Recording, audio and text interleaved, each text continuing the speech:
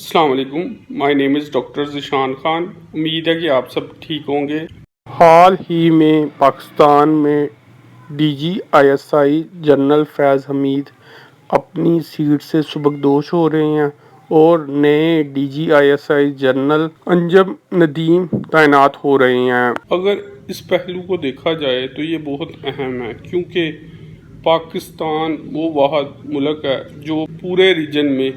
ایک بڑے پلیئر کے طور پر کام کرتا ہے، اور خاص طور پر اگر انٹیلیجنس کے حوالے سے دیکھا جائے تو پاکستان کا شمار دنیا کی ٹاپ ایجنسیز میں ہوتا ہے۔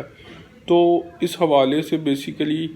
جو لیفٹیننٹ جنرل فیض حمید کو ڈی جی آئی ایس آئی کے عہدے سے ہٹا کر پشاور کا کور کمانڈر لگایا گیا ہے، تو اس میں بھی ایک بہت بڑی حکمت عملی ہے جس پر غور نہیں کیا جا رہا۔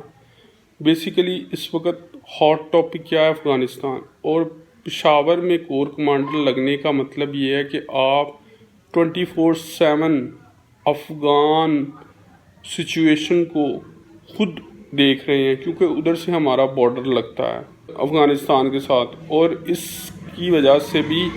وہ آن گراؤنڈ رہ کر چیزوں کو کینلی آبزرو کر سکتے ہیں اور اس سلسلے میں کام بھی کر سکتے ہیں۔ اب اس پہلو کو ہم دوسری طرح بھی سمجھ سکتے ہیں، کیونکہ D G I S I lieutenant general Faiz Hameed جو کہ اب اپنے عہدے سے ہٹا دیے گئے ہیں، کیونکہ سابقہ D G I S I lieutenant general Faiz Hameed اگر یوں ہی ڈی جی آئی ایس آئی رہتے تو افغان سچویشن کے بدلنے کے بعد جو حالات بنے ہیں ان میں جو سب سے نمایاں چہرہ سامنے آ رہا تھا یا جو کنٹروورشل چہرہ بنتا جا رہا تھا وہ D G I S I lieutenant general Faiz Hameed تھے۔ تو اس حوالے سے بھی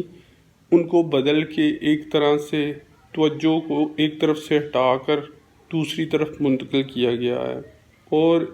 دوسری جو سب سے اہم بات ہے جو سننے میں آ رہی ہے کہ جنرل فیض حمید کو بیسیکلی ہٹانے کا مقصد کیا ہے کہ آئندہ 2022 میں انہیں شاید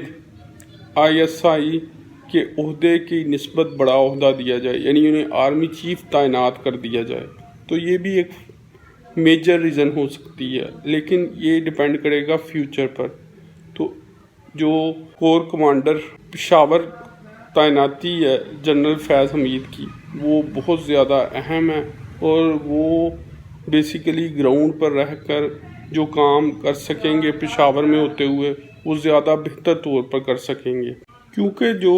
جنرل فیض حمید کی پشاور میں ایز اے کور کمانڈر تعیناتی ہے اس سے وہ